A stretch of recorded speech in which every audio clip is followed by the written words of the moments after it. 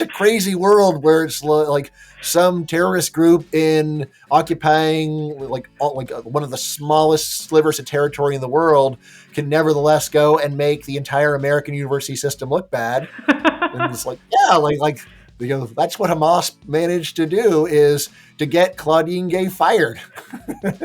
Just like if you were just to go and ask someone to explain that chain of reasoning, or like the chain of causation, and be like, it's true. Like, how? Brian, since you last wrote the book, The Case Against Education, have you changed your mind about anything you wrote in the book? The main thing, honestly, is that when I wrote the book, I was really thinking that there was hardly any difference between public and private schools. And during COVID, we saw one huge difference, which is that private schools almost always reopened as soon as it was legal, and lots of public schools stayed closed for years. So I think I was underestimating just how much value you get out of at least the daycare part of school by having competition. And how would you think of colleges in that regard? Yeah, colleges, I don't think there was much of a difference between public and private schools. But the key thing is that at least richer private colleges are just so loaded.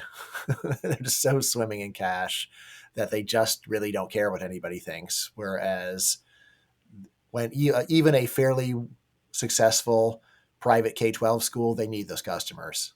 The premise of your book, The Case Against Education, is that 80% of the value of a college degree is signaling, and it's signaling that you can conform to the job, that you are hardworking and you are conscientious enough to finish college. And And 20 smart. and And smart. yeah, and smart, I guess, yes. And 20% is what you would say on average technical skills which are relevant to the Mhm. job. But a lot of Yeah, or people, job skills of any kind. Yeah. job skills of any kind, right? But people would push back and say that, well, the true value of college rests in neither of those. It's about the social skills you learn and it's about learning how to learn. What do you say to that? Right. So the social skills, I would say I'm just including that in the 20%. The main thing to remember is if you weren't in school, you wouldn't be alone in a basement. You would be on a job learning social skills that way, probably better social skills. On the learning how to learn point, that is one where economists who normally have so little interest in psychology suddenly become amateur psychologists, like, oh, yeah, sure, learning how to learn. Well, there is a whole field called educational psychology that has been studying this question of learning how to learn for over a century. They call it transfer of learning. They are very much hoping to find a lot of evidence of this learning how to learn. But after a century of looking, they really just cannot find much. It seems like it's mostly just wishful thinking of teachers who are teaching relevant material or teaching nothing measurable at all. And then they can look in the mirror and say, okay, well, it might seem like I'm totally useless and have no actual value, but trust me, they've learned a unmeasured, incredible superpower thanks to me. It's like, no, no. Obviously, there are some people who are good at learning, but most of that is just intelligence. If you just want to talk about learning how to think clearly, again, you might say there's some people who have that, but doesn't mean that school was what gave it to them. At least it is so rarely caused by education, we just can't see it in the data. Is probably the best way of thinking about it. Maybe one person in 1,000 does, but it's not. It's such a small effect that when you look at the numbers, it's not visible. How do you even measure something like this? All right. Well, so there's a few different ways of doing it. So one of the things that you'll see in the transfer of learning literature is experiments where they go and they teach you a general principle, and then they give you a applied problem where the obvious way of solving it is to use the general principle, and then they see whether people do. And then it's like, no, they don't. Unless you do the really heavy handed method of use the general principle I just taught you to solve this specific problem. That does help. But real life doesn't work that way. Real life does not have a narrator over every event saying, now remember that you can use a cotangent in order to deal with this issue of fixing your window. Well, so anyway, that's one approach, is using these experiments, which overall are probably a best case scenario for learning how to learn because you teach the general principle and the specific applied problem in very close proximity. There have also been some interesting experiments where they give people tests of what we can call common sense reasoning or analytical reasoning. Like one problem on these tests is, how much would it help the situation of littering in the city of Boston if there was a 10-cent deposit on all cans? And then they just record people's reasoning. And every time you make an argument, even if it's not that good of an argument, they give you a point. And the argument would be like, well, that is an incentive to go and not throw cans away and to collect cans, but on the other end, it's only 10 cents. So anyway, this experiment was done, and the way they did it is they gave it to people who are both at the beginning and the end of different degree programs. And they saw that people in higher degree programs did better, but they weren't doing better at the end than at the beginning as a general rule. So this is one where you're trying to pick up the whole effect of all that coursework. There was also a pretty neat study where they gave people different kinds of problems, and then they looked at the major that you were doing or what you were studying. And basically, the punchline was that people improved in the exact thing that they are learning in their major. So, for example, chemistry students improve in problems of exact reasoning because chemistry, actually, there's a recipe, and if you follow the recipe, it always works. And then lawyers were improving in strictly logical reasoning and so on. So they found people were improving in a more narrowly defined area where they got a lot of practice, but with very little improvement in anything else. Again, the idea is not really teaching you how to think. It's you are getting practice in very specific skills and you improve in the exact area that you study. So, if you go to my book, you can read my general lit review. I guess probably like one of the coolest studies was they found students in a statistics class, and then they randomly either call them at the beginning or the end of the semester with problems which they said were about sports, but were actually about statistics. And they went and saw whether people's responses improved over the course of the semester. And I think they found a little bit. But the neat thing about the study is they did not actually tell them this had anything to do with being a stats student. They pretended it was unrelated. So they were not saying, use our knowledge of statistics to solve these sports problems, which is leading the witness. Again, I'd say that this particular study, though, they did find that in some problems there was some improved use statistical reasoning on things like why are there more really high batting averages at the beginning of a season, at the end of a season? And you're supposed to use the law of large numbers to assess that. But the main thing is they didn't go and call the people 2 years after the stats class was over, where we have a lot of evidence to think that probably they would have lost whatever, at least almost all of the gain that they had acquired. I think Nassim Taleb calls this domain-specific knowledge, where most Yes. humans just have domain-specific knowledge, and Yes. At best. right At at best. best. I dream of a world where my students end up with some domain-specific knowledge because most of them don't. So on this point of critical thinking and learning how to learn, this is exactly the pitch consulting companies like McKinsey make as well. Do you think that's all Yeah. bogus too? So, look, it doesn't mean that McKinsey doesn't employ some people who are good at learning how to learn or are critical thinkers, but they're not going to teach it to the employees. That would be something of a miracle. We have whole classes of a semester long in critical thinking, and we see there's barely any improvement in real world thinking skills. It's not that people don't get better on the test. They do.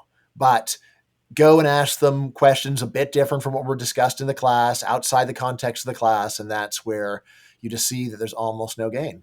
So much of it is people who are already going to some of these jobs or colleges know how to Yes. learn themselves. It's intrinsic versus Right. being Like taught. so, like if you were just to say what's the very best simple definition of intelligence, I would say yeah, it's learning ability to learn new things, ability to learn complex things. So I never question, in fact, firmly believe in the power of intelligence, but that's different from the story of education where we are taking people that previously were not good at this stuff and making them good at this. Also, obviously, there's just biological maturation, and schools can easily try to steal credit from the fact that human beings get smarter from the age of 5 to 18 and then say, we did it. It's like, yeah, do you also want credit for the fact that they're taller? Do you think then, if we lived in a world where you didn't have any schools or colleges, this is a magical Mhm. world, at least in my Mhm. scenario, Mhm. do you think anything would change? Well, like I said, I'm not saying that it's 100% signaling. I think 80%. There's still the question of, well, what would people be doing instead? So if instead you had people going and learning on the job, then maybe we actually wouldn't see any change. People would just acquire more knowledge by doing. I mean, the really obvious thing is just that for young kids, school has one undebatably valuable feature, which is daycare. So a world where there was no daycare would be different because then moms would have to go and stay home with kids instead of working. So that would be a big change.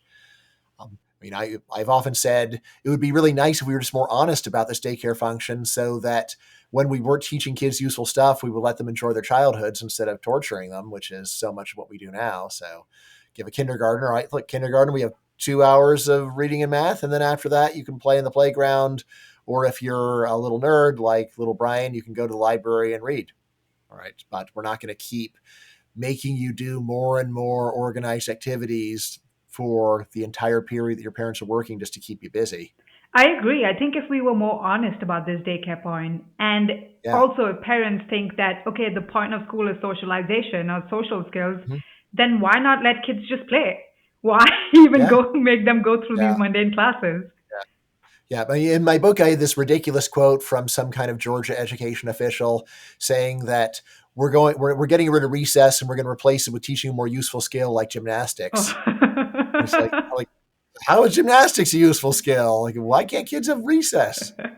So if 80% of the value of college is signaling and 20% is learning, do you think this Or I say building useful skills building specifically. useful skills? Okay. Yes, it means some signaling is the learning of useless skills that you'll never need to know again. That's right. Yeah. Do you think this 80-20 split was different 50, 100, or even 150 years ago? It's a really good question. It's always tempting, and it's a very natural impulse to think that anything that you aren't familiar with had to be more useful than what you're familiar with. So I've noticed that people generally assume that STEM degrees have a lot more of actual teaching of useful skills than, say, humanities. But when I talk to people actually in STEM fields, they'll say, yeah, we spend half of our time on proofs, which are never actually used in any job other than being a professor. I tend to think that STEM still spends a larger share of its time teaching useful skills. Let's see, in terms of school a long time ago, yeah, like so probably, at least I think that there was less true time wasting, but that's just a guesswork. I know the data for American schools in the last few decades, but I haven't gone and really studied what 19th century curricula were like. I wouldn't be surprised if I found that they just used to spend a ton of time on religion, which yeah, I guess is a useful job skill if you're going to be a minister or something. But for everybody else, you don't really need to know what the Bible says or what one particular narrow sect claims the Bible says, which is often what's going on in religious education. Is you're just giving people a totally distorted version of the religious history. I also think schools back then, 100, 150 years ago, from what I understand, were a lot more smaller group classrooms, maybe more Oxford style Mhm. teaching. Do you think that actually makes a difference to the value of useful skills or learning? You could be wrong on this. At least what I was taught is that in the 19th century, the US often just had a giant single grade of all the kids thrown in Oh, together. And okay. then you're trying to go and teach kids from 5 till 12 all in the same classroom. Right, And so that sometimes, was the yes, concept yes, of yeah, mixed stage classrooms. right. But at the same time, at least so again, this is what I was taught, so maybe it's completely wrong. But at least I remember I once had a class where they said, okay, we're going to go and have 3 different classes all working on 3 different things simultaneously, just to give you an idea of what 19th century school was like. And it was a cacophony of everyone talking all at once, and you can barely hear what anybody's saying. So as to whether it was really that bad or not, I don't know. I thought schools were a bit more like that, but colleges were perhaps, just because the Ah, student body was yeah, I mean, like smaller, so few was people more went to cohesive. college in the 19th Exactly. century. It's just such a small number that I don't think they had 800-person lecture halls in the 19th century. Again, maybe someone actually can correct my confusion on that, but I don't think that was common. So probably it was more Oxford style. There's usual history is that the U.S. imports a lot of German educational methods in the second part of the 19th century. So, Johns Hopkins, University of Chicago. Again, I don't really know that much how, to what extent the German methods even differed at the time. Hmm. So, if you think employers also recognize that students aren't learning much in college and most of the learning is on the job training, why don't employers look beyond college? And I think your answer would be that they want people who can conform, and going to college is a signaling Right, mechanism for right, you and they to just have this conform. massive pile of applications, and they got to sort through it somehow. To give every single applicant a chance is prohibitively expensive. Right? If you have 300 applicants, you can't give everybody 3 hours of your time. That would mean that the boss spends half of his time doing nothing other than hiring.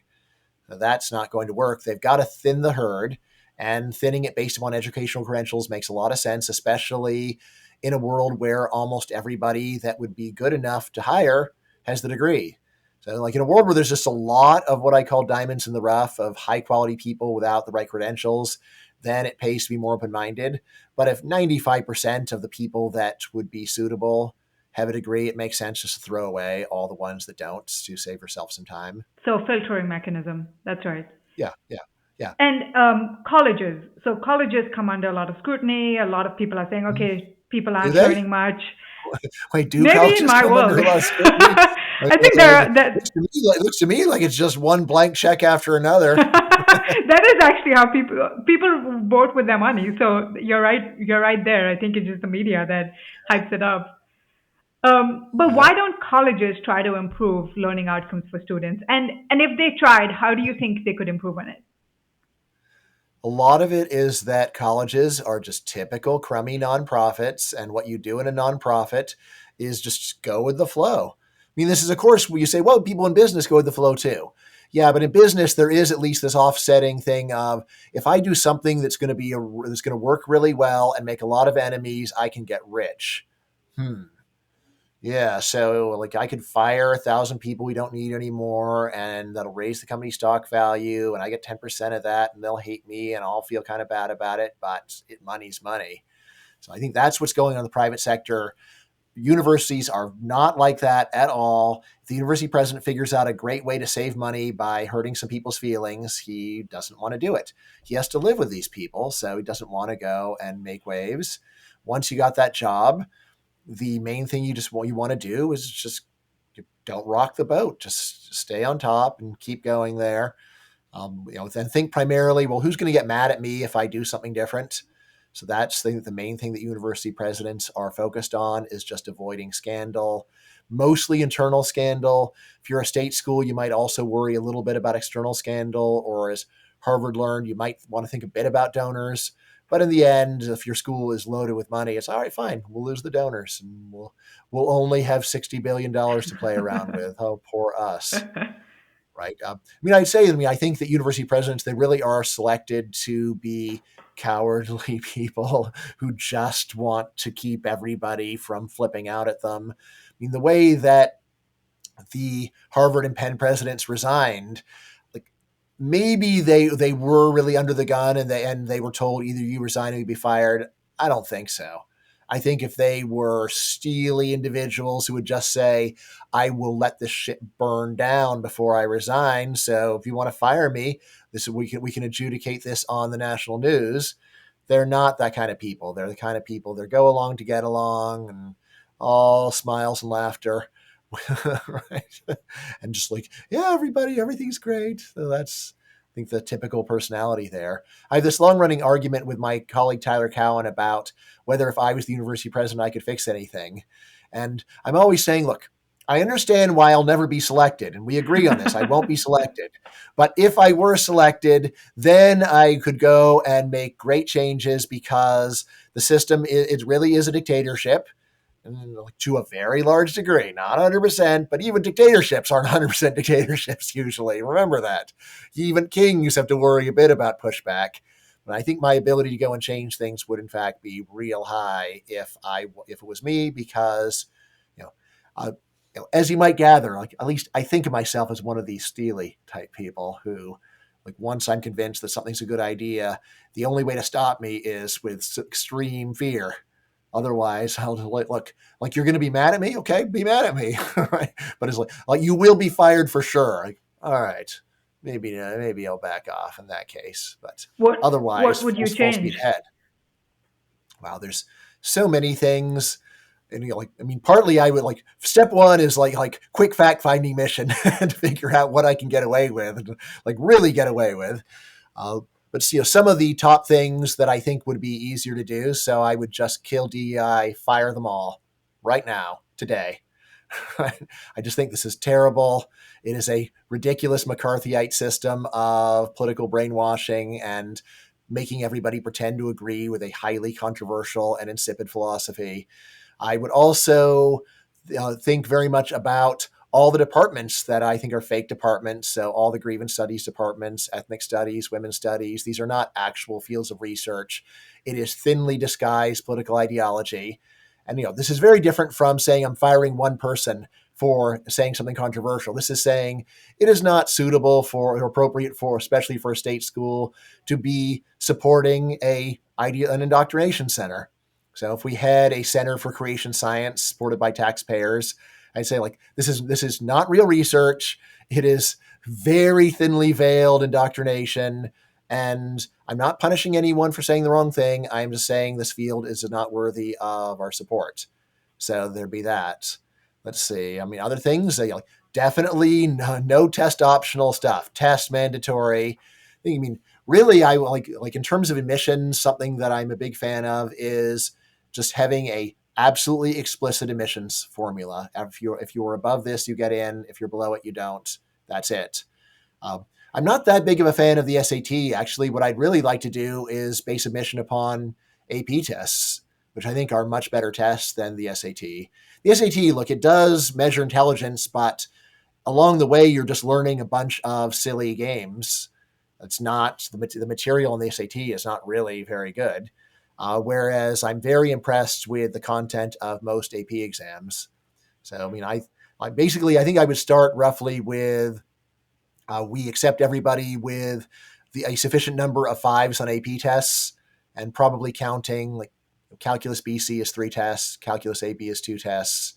But other than that, to say, look, you need to have 10 fives on APs in order to get in, or 5 fives, something like that. And then, if you're a lower ranked school, you could go down to 4s. But that's basically how I would handle admissions. Let's In see. Indian In other colleges things, actually have this hard criteria. If you're above, mm-hmm, say, 97%, 98% in the national mm-hmm, exam, they're automatically enrolled in the top colleges.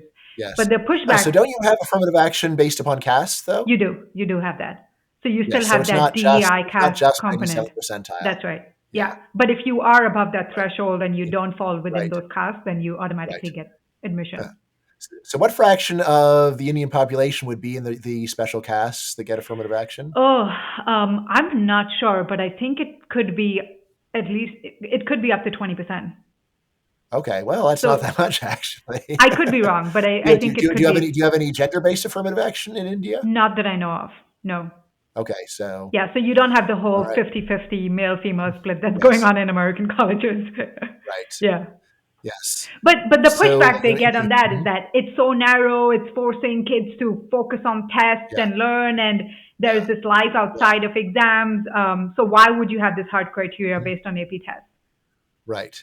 Meaning, and especially if it's for IIT and it's tests of math and science, I would say, yeah, we're trying to go and get a generation of fantastic scientists and engineers here. And it's not a waste of their time. This is just what they're supposed to be doing. If you're making people learn a pile of stuff that they're never going to need to know again. Yeah, so, so in the US, we have an especially dysfunctional system where the SAT, it used to be that if you look at multiple times, then they would report your average score. Hmm. But eventually the SAT people realized, well, first of all, it would reduce the anger against us, and second of all, make us more money if we'd report the maximum score. And then they had the idea of how about we report the maximum of the subtests and sum them. So that's where we are right now. I didn't know that. Huh. So yes, as well, it's that's the corruption of the system.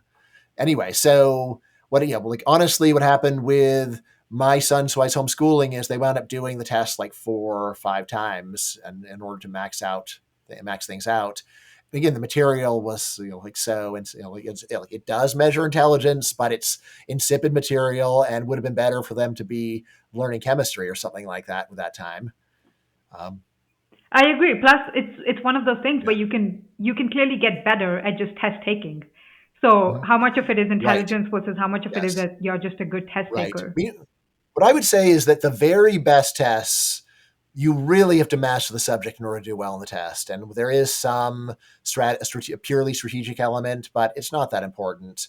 For example, the advanced placement tests in American, European, and world history, I prep my kids for these tests. These are fantastic tests. And the only way to do well is to have a deep understanding of the subject. Right. And I'm going to say the same for like the calculus advanced placement test, even like English literature. I'll stand by that test. That's a good test. It's deep. You really have to know what you're doing in order to do well on that test. I'm an economist. Actually, the tests that impress me less are the advanced placement tests in microeconomics and macroeconomics, where those really are more of just learn this narrow body of material that you can regurgitate, and then you'll do at least pretty well. We could have a better test, but I wish that the econ tests were as good as the history or the calculus or even the English tests, but they're not. Okay. So, you're a whistleblower within your Mhm. industry because you're a professor at George Mason. One, Try. how does George Mason react to this? Mhm. And two, would you consider leaving and starting your own university? All right. So how does George Mason react to this? The answer is I received no negative feedback on the book from anyone. The university president took me out to lunch when the book came out, and we had a discussion. And I, it was definitely engaging. It wasn't like there was any chance of me persuading him of anything important, but it was a good discussion. I prove me wrong, but I don't think the current university president would have been so open minded. Maybe if he's listening and he sees this and he invites me to lunch, I will just utter an abject apology and say I'm so wrong. You did invite me, so let's see. I did get a phone call from the head of undergraduate education at Mason, and she said, "I want to talk to you about your book." And I'm like, "Okay, I could come to you." And no, I want to come to your office. Like, okay. And I'm expecting the worst, and then she just sits down and says, "So tell me, according to your book, how can I do my job better?" I'm like, "All right." So was not angry at me. Let's see, the more recently, I've been doing more specific whistleblowing on a new mandatory set of brainwashing courses they're trying to make all of our students do. And I criticized this, and it was discussed in the oversight meeting, right? Even there, like there's no one at the university who emailed me to say I was terrible. There was a student who informed on me to the thought police, but the thought police didn't do anything. So yeah, so basically nobody's done anything to me personally that I know of. I have friends where bad stuff has been done to them, but nothing's happened to me so far. So good. I even have a bet with someone where my bet is that nothing that I consider to be highly unfair will happen to me at Mason in the next 10 years, and he bet me that it will. And this bet, I'm allowed to adjudicate the bet to decide what I consider to be deeply unfair, but nothing like that has come along. I mean, what do I think about starting my own university? No, it's so hard to do that, right? I mean, it's so heavily dependent upon government and donor money. So, basically, almost no new research universities have been started in America in decades. I think the last notable one was UC Merced in California, which is kind of a disaster. And then for a private school, I mean, I do have friends who have done it. It's just really hard. And basically, you have to give up all of your research and almost all your teaching in order to just be a full time fundraiser.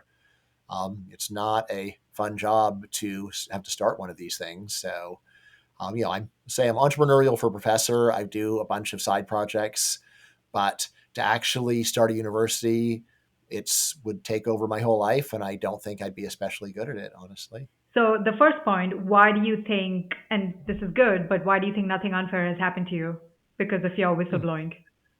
Yeah, it's a good question. I mean, probably a part of it is just like I said, it's a dysfunctional nonprofit, so it's not really organized to crush dissent. It just is chaos, and people are just trying to go along to get along. Where to come after me would require effort, require exposing yourself to controversy. So I think that's a big part of it. Is that to a large extent, nobody wants to stick their necks out and get into a conflict because it just makes their lives harder. And I think most administrators are clever enough, at least, to know that picking a fight with an unpopular with a professor that's making them mad just makes them look like a bully, and it's very easy to spin this. And even if I didn't have any media contacts, then I probably have friends. So that's, I think, one part of it is that it just doesn't pay. Another part of it is that they reasonably are worried, well, maybe this will make me look like the bad guy, that kind of thing. Let's see. Maybe it's I mean, also just a positive general branding apathy. spin. Pardon? Maybe it's also a positive branding spin in the sense that, oh, we have professors and we allow dissent because we're so open minded. Yeah. I mean, maybe there's a bit of that. I mean, it's not like schools where they don't have dissent. Do administrators make an effort to get some? Like you can imagine if you go to Middlebury College, where there was the infamous anti-Charles Murray riot. And you might think that school would have gone out of its way to go and crush the rioting students and try to make sure that dissenters felt welcome, but instead they stood by the rioting students and doubled down on making dissenters feel unwelcome. So I think that fits more the story of, they're mostly focused on trying to have good relations with the people that they see every day. And if those people are fanatics, then you want to pander to the fanatics. University presidents, they are not generally sitting around saying, like, what enormous personal sacrifices could I make for the benefit of this institution? Instead, it's like, go along to get along. And I'm not saying that they look in the mirror and say, I'm a complete sellout and a hack. I think they have the idea of, well, my job is to go and put a favorable spin on everything.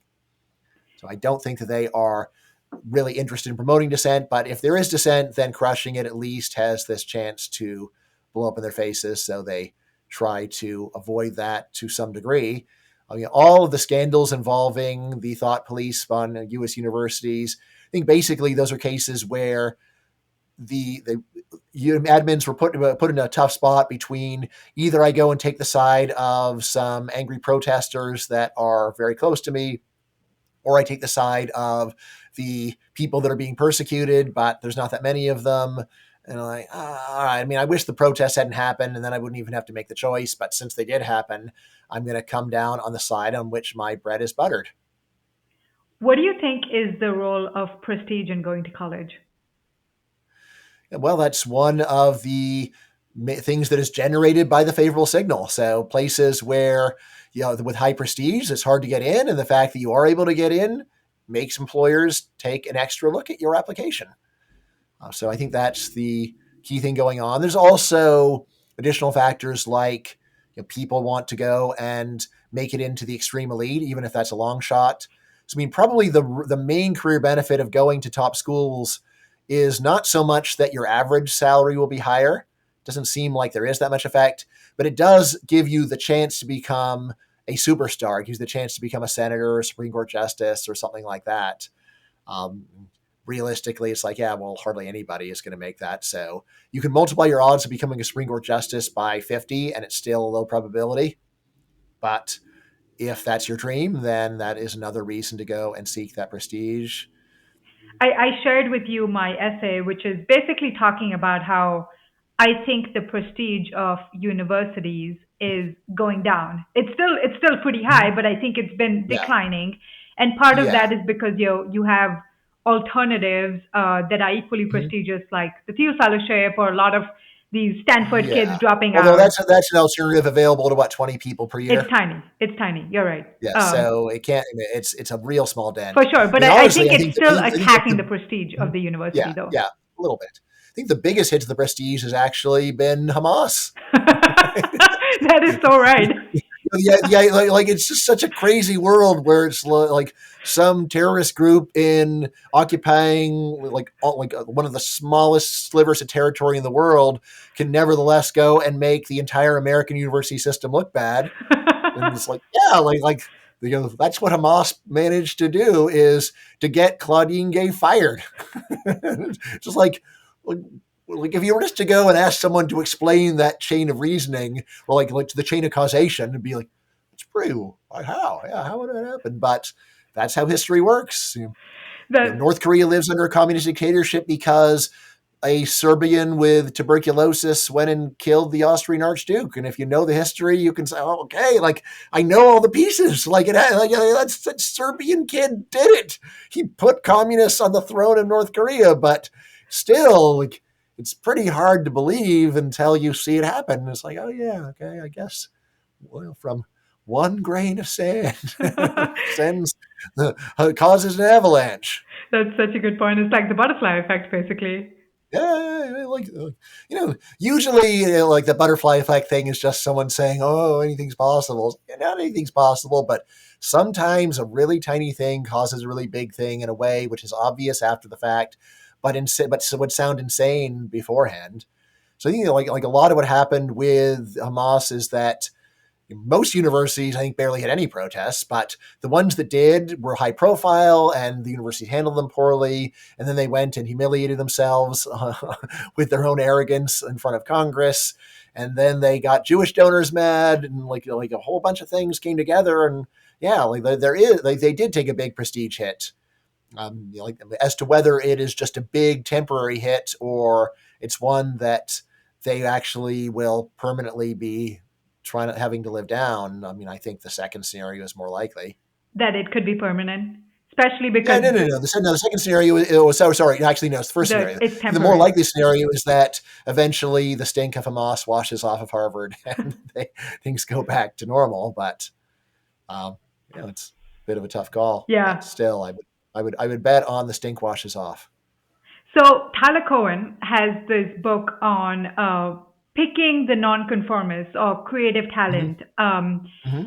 And he's talking about how traditional bureaucratic approaches don't work and you should use these unconventional methods to find the creative people in the world. Mm-hmm. Now, would you say that companies would even adopt these approaches if they're looking for people who conform and if they're not looking for nonconformists? Mm-hmm. Hmm. I mean, I think that probably Tyler is mostly focused on higher level jobs where you want creativity. Most jobs, creativity is a bad idea. Do you want the guy who's making burgers at McDonald's to be creative? There's a formula, it works, people like it. Most changes will be deprovements, not improvements. It's important to remember that creativity is usually a bad idea because it really, like, to be creative to a large extent, it amounts to saying, I know better than the accumulated wisdom of everyone who's worked on this before, which is how all progress comes, from people saying that. But it's almost always wrong, and usually you do not have some special insight and you are not better than what's happened before. So anyway, I think that even he would say this is limited to a special range of jobs. I'd also actually tend to think that he would not really say that his methods are ones that are easy to duplicate. He is very much of someone who thinks that these are methods that he can do, but I don't think that he really considers them all that teachable to others. So like I know that he has different things that he's involved in, and his thing is, well, if I leave, then it's all probably going to collapse. So that's part of why he just stays in his positions, as he doesn't trust even his own ability to find someone else that can do what he does. So he wrote this Right. book, but he thinks most Mhm. people won't actually be able to adopt some of these strategies Yeah, I properly. mean, I think that it's you should read that book more as how I'm able to go and find really great creative talent. And if you were me, you could do it too, but you aren't. But you aren't. So like, I actually was one of the first people that Tyler got hired at George Mason. He has been very involved in our hiring, and he has been great at going and spotting undervalued people. I'll just leave myself out of the reckoning just to not bias things too much, but I think he is very good at finding undervalued people. I mean, we sort of have long in this discussion about, I mean, are we doing Moneyball, the famous book saying, right, you find the undervalued people? And I said, no. But the problem with money, or the other people said, well, the problem with Moneyball is eventually people catch on, and then the good people are no longer undervalued. That's why I said I believe in doing what I call pariah ball, where you just find people that are have some issue where the rest of the world will always treat them unfairly, even though they're good. And then you hire them and you keep them forever because they don't have other good options. Yeah, pariah actually is a Indian term, is it not? It is? Yeah, it is an Indian term as well. Yeah, but I Yes. didn't realize Yes. it comes So from India. yeah. So I think it originally means an It outcast, does. right? It does. You're pariah. You're not part of the Yes. family. Yes. Yes. Yes. Yes. Yeah. So pariah ball is But then a why? position So that I. you said you hire this person and you keep them forever. But if this person is Yeah. so good, why would they stay with you forever? Well, the key thing is they have to have some other issue that the world of being treated unfairly by the world. Well, they Right. can So, just for go out example, there and do their own thing someone, then. so like my colleague Garrett Jones works on IQ and economics. Right. He's a very good researcher. However, most schools, as soon as they hear that he works on IQ and economics, will just say like, no, no, evil. And that's why he's not likely to get other offers. Okay. Right. And again, it's important to remember these departments are also crummy nonprofits. Yeah. In the, many of those cases, you the, can go out there and do your own thing. It just depends on yeah. what you're playing It in. depends. Yeah. Right. So if what you're doing has some industrial application, sure. But most of the research that the people that I like do, it's policy relevant, but it's not really directly relevant for any particular industry. It's not really something you can easily make money off of it.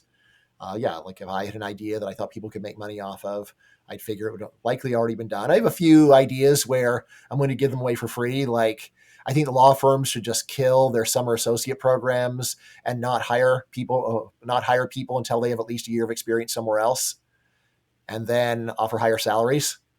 Right. So this is my plan for getting legal talent at a lower, get better lawyers for lower prices, or at least more profitably. You pay higher prices, but you don't waste money training people that don't know what they're doing.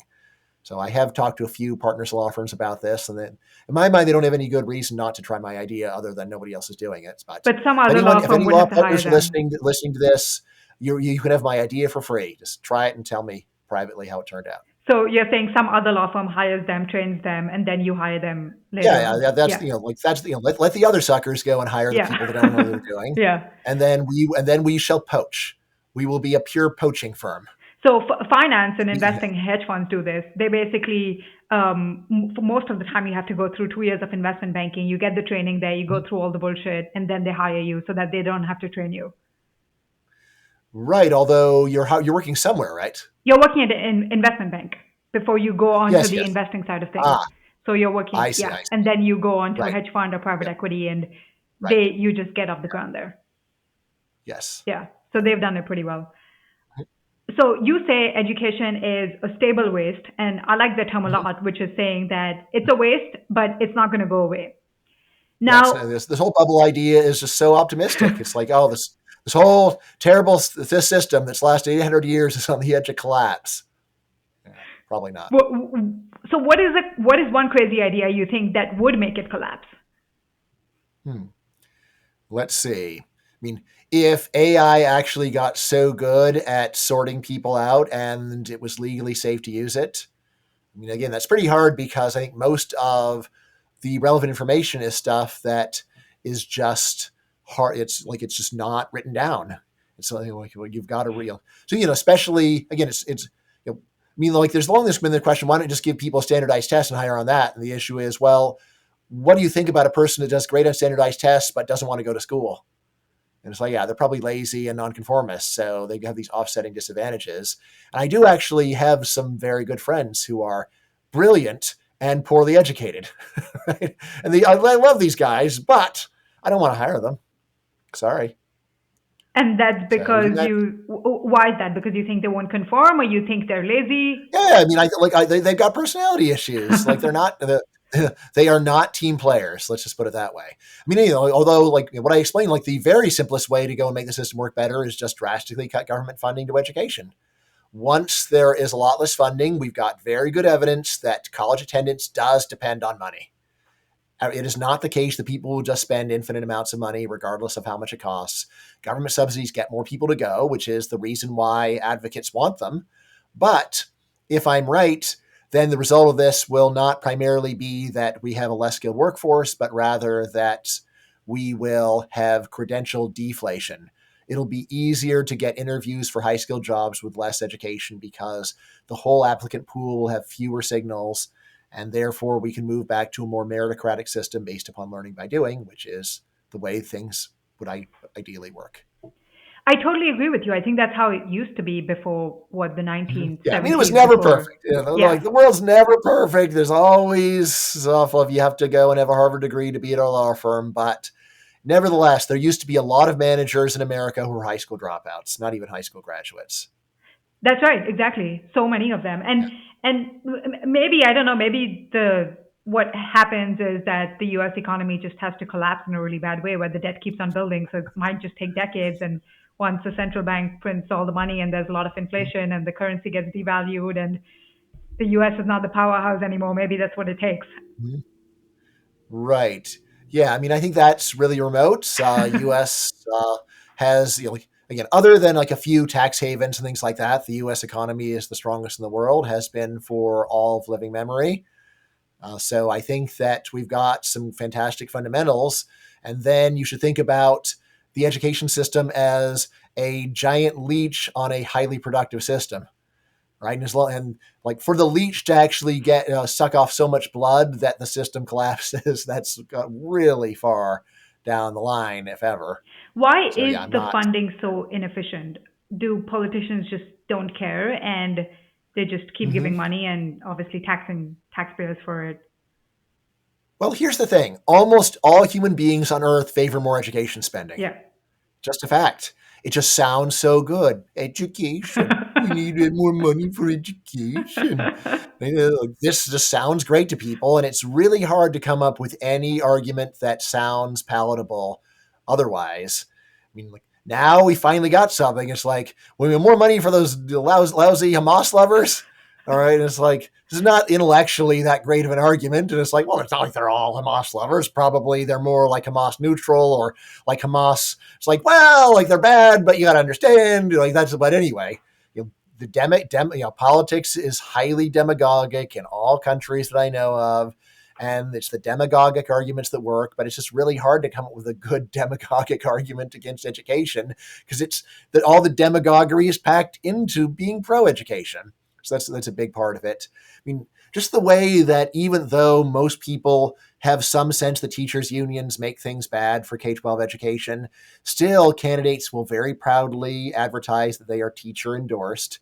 And like, you might think the other candidate would be saying teacher union endorsed, the people that are messing everything up. It's not actual teachers, the teachers union, but it's a very hard argument to make. It's too complicated. And like you have to distinguish between teachers and teachers unions, right? That's difficult. Again, like the kind of thing that is finally getting some scrutiny are, it's not that they're failing to teach literacy and numeracy, which has long been a severe problem. It's transgender bathrooms, or a boy saying he's a girl competing in girls' sports, and like punching a girl in the face playing lacrosse or whatever. This is the kind of stuff that has been making headway. And you say like, this is just like, it's not the main problem. This is just like mostly a salacious headline, but that's the kind of stuff that actually is most likely to go and get some change in the system. Yeah, I think that's maybe similar to the Hamas analogy. I think a lot of parents are Yeah. pulling their kids out of school not Yeah. necessarily because they think learning is not good. I think parents don't care that much about it, Yeah. but because of some of Mhm. these issues, the transgender issues, Yeah. or Like the really big one was pulling your kid out of public school that doesn't even meet in person. yeah. And so there's a huge rise in private schooling because parents wanted daycare and they weren't getting it, and teachers unions were making sure that they couldn't get it. Right. And yes, it really was a very strong predictor about whether schools reopened as to how strong the unions in that area were. Right. So that was one big part. The share going to public school has been rising back a bit. It's been recovering. So share going to public school has been recovering a bit, but still it's lower than it was before the pandemic. And yeah, I think there is also this sense of these schools, the brainwashing has just gotten so egregious, right? And like the idea that schools were not always brainwashing, like I was there in the 80s, tons of brainwashing. The textbooks were overwhelmingly left wing, even there. Basically, you would do Thomas Bailey's The American Pageant, who's just like a Kennedy liberal, and then you assign Howard Zinn's People's History of the United States for balance. That's the that's how things were in the 1980s. Things are quite a bit worse now, but it's not like things have ever been even like in living memory, things have never even been okay. It's important to remember that. But I get the sense that people are waking up more to some of these things, and that's because of the media. That's Mhm. because of more Yeah. away from going away from traditional media. Mhm. Yeah. So, I mean, mass media is trying to reassure everybody the only problem is the people complaining. But yes, there are alternatives. and people are not completely oblivious to this. The story that it was when there was Zoom school that parents were just sort of listening in and saying, what the hell? Even there, it's like, well, it's not that much worse than when you were a kid. It's a little bit worse, but it's not, things were not good ever. In a way, this is one of the things that I'm trying to push back against, push back on in the case against education, is the idea that things used to be really good and now they've gotten bad. Like, no, always ridiculous. Fundamental problem is that we are spending lots of time studying material that is relevant to the real world, and yet you have to do it in order to get a good job because everybody else is doing it, and this is our equilibrium. That point's been true for a long time, and these other complaints, I don't think they're wrong. I think that but they are not the really fundamental problems. You could fix all the new complaints and go back to where things were 20 years ago, and still the system would not be worth defending. I think that's a good point because a lot of people say that, yeah, it used to be much worse, much better, and now it's much worse, Better, yeah. especially in the age of the internet. Yeah. But Yes. it's probably just the same, maybe a teeny bit worse. And in Yeah. fact, it's better now because you have the it's- internet to learn outside of the classroom. Yeah. So like I went to public high school. My older sons went to public high school for 3 weeks. And there were some important differences. Like, look, I never liked school. I always thought it was mostly bad. But at least when I was a kid, the teachers taught their subjects. And now, like in what is nominally one of the best schools in public schools in America, Oakton High School, you have honors English classes that were just showing YouTube videos. No reading, no writing. It's like, that's ridiculous. So you homeschooled your kids. If you don't mind sharing, what was your structure or program, or what was your protocol for doing it? Yeah. I mean, the heart of my philosophy of homeschooling is that my goal is to do two things: prepare the child for independent adult life and to give them a good childhood. So those are the two things I'm working for. So independent adult life, good childhood, and then anything that fits under there is what I'm going to do with but like, I'm totally happy. And in fact, it's part of my idea to go and adjust the material for the kid and what they're actually looking for out of life. So my older two sons, I started homeschooling them when they were in 7th grade and went all the way through 12th grade with that 1 3-week interruption in 9th grade, which I won't get into, but generally considered a mistake at the time, but not all people in the family agreed. But in any case, for them, like they were doing very well in regular school, but were very unhappy, and they're super motivated to master bodies of knowledge. Right. So they have a very old-fashioned, highly intellectual view of education. That's what they wanted, and it was really easy for me to give them that because that's what I'm into as well. And did you mostly teach them? They taught themselves mostly? Yeah. So, I'd say mostly they taught themselves. What my approach is, like in consultation with the child, I design the curriculum, find textbooks and things like that. I structure out their day, and then every day I normally have a feedback period where they can come to me with any questions they're having. If the kid's really stuck, then they can just interrupt me. But usually I try to save questions for this feedback period so that I can do my work. I would always just take my kids to work with me for homeschooling, and then they're just working a few feet away from me. So anyway, so my older sons, highly motivated. What they really wanted was just piles of intellectually demanding material, and that was really natural for me to give to them. So they wound up doing like 15 AP tests, and once eventually they were old enough that I barely was telling them anything, and they got to the level of math and physics where I could no longer help them, and they knew more than me. Or at least they knew more than I currently know. Maybe I once knew it, but I didn't know it anymore, and I would basically just have to relearn it from scratch in order to help them. So, but anyway, that's what I was doing for my older kids. Once COVID started, then I wasn't going to do Zoom school, which seemed like a complete waste of time to me. So I was homeschooling my younger kids as well. My main thing there is I always regard math as non-negotiable. Say, look, math is the thing that you really need to know in order to have a wide range of high school jobs open to you. We're going to do this whether you like it or not, because you're too young to decide that you don't want to do any job that will use math. And if you just don't get decent at math at a young age, you probably never will. It's just too cumulative. So anyway, with my younger kids, the main thing that I focused on is you have to do math. and then otherwise try to help them work out what they want to do on their own. If the kid has no motivation at all and just says, I don't know, then all right, well, I'll give you something that I think best. But if you've got a better idea, great. Once schools in our area reopened, my daughter went back to school. Actually, both of our younger kids, we had them send them back for a little while to decide. My daughter wanted to stay and be with her friends, and now it's fine. I don't want any conscripts. My younger son wanted to come back. So basically, his main contribution is he said he wanted to learn Japanese. I don't know any Japanese, but being on a university campus, it's not that hard to go and get native speaker tutors. So been able to go and do that for him. And that's been really fun. I've always wanted to go to Japan, but my wife doesn't like Japan. So, or never been there, but she's anti-Japan. But anyway, I always wanted to go. And so as soon as Japan reopened to tourists, I just took my son there. We've been twice now. So that's really fun for me. My younger son, my older kids are now already their third year of college. They want to be professors, but my younger son, he's my global travel buddy. He goes with me all over the place. And then he's got to do math. So, he's ninth grade. We're doing algebra 2, doing logarithms. He's not, I'm not saying he's thrilled with it, but, he does what he's supposed to do. And then I'm also having him do the advanced placement test in microeconomics. So we've been working on that for a while. Again, he's not thrilled by that, but I've said, look, if you got a better idea, great. But if you don't, this is something I can do. I think it's a very good subject to learn. I think it opens some doors for you. So that's what we'll do. So it sounds like most of it is self-directed, except for perhaps math.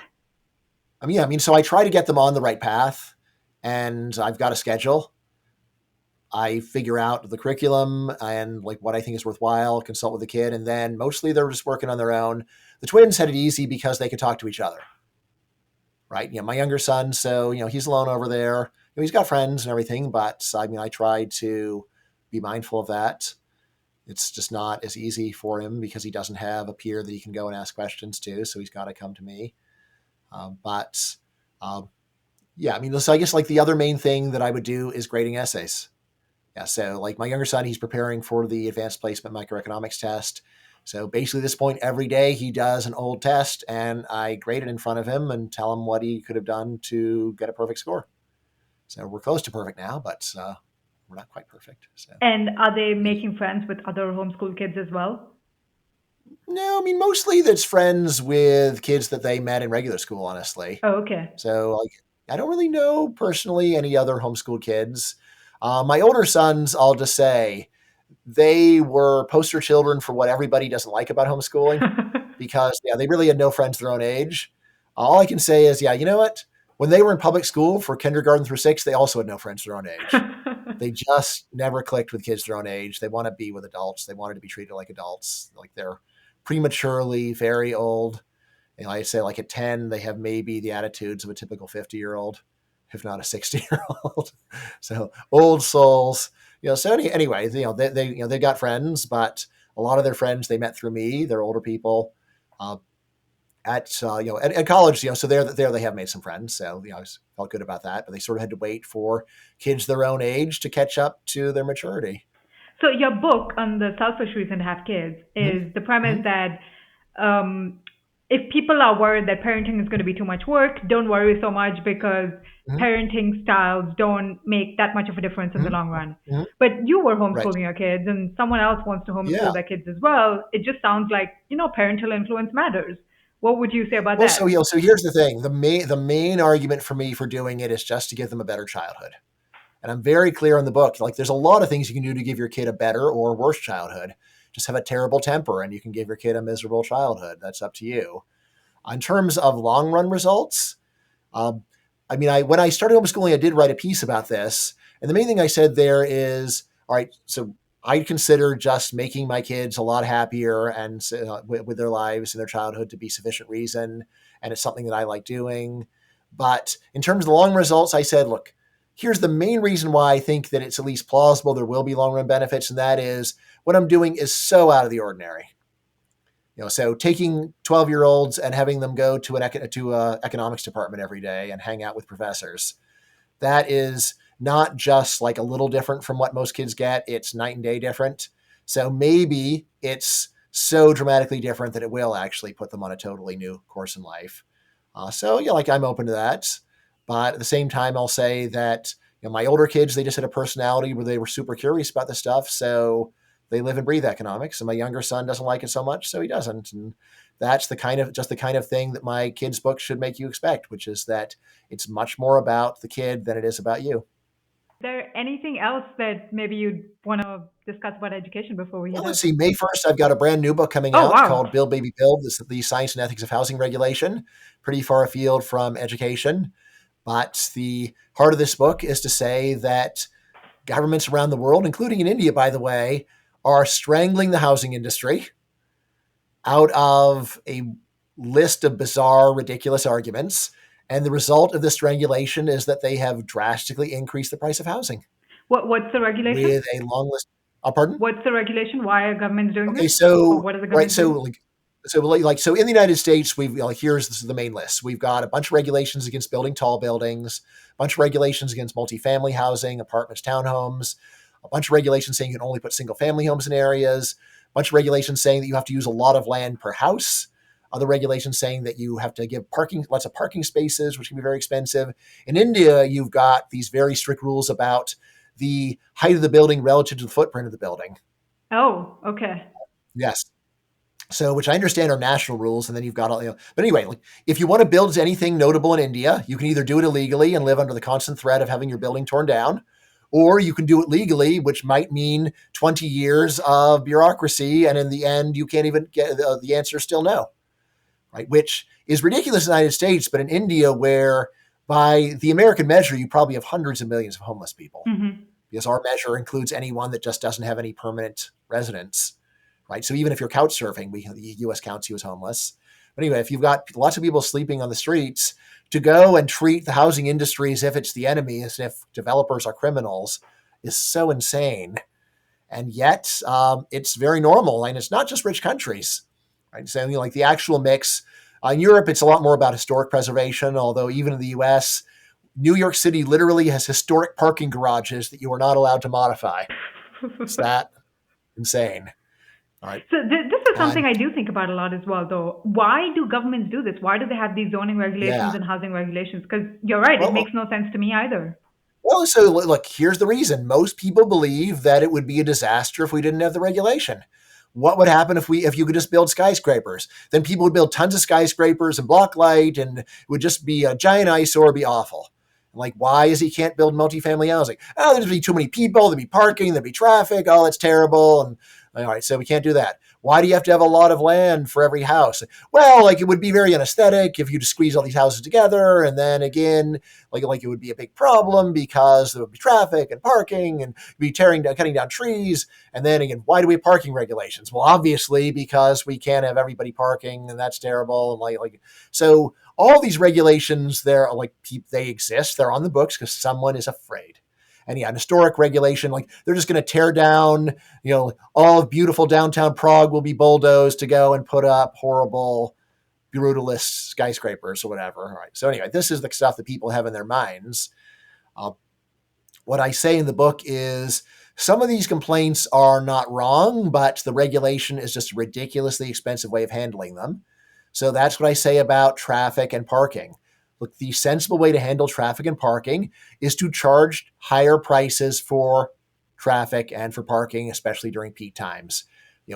This is something you've probably never seen one of these, but this is a smartphone. And this is a device that makes it super easy to charge people time varying prices for accessing congested resources like roads during rush hour, like parking when it's all parked up.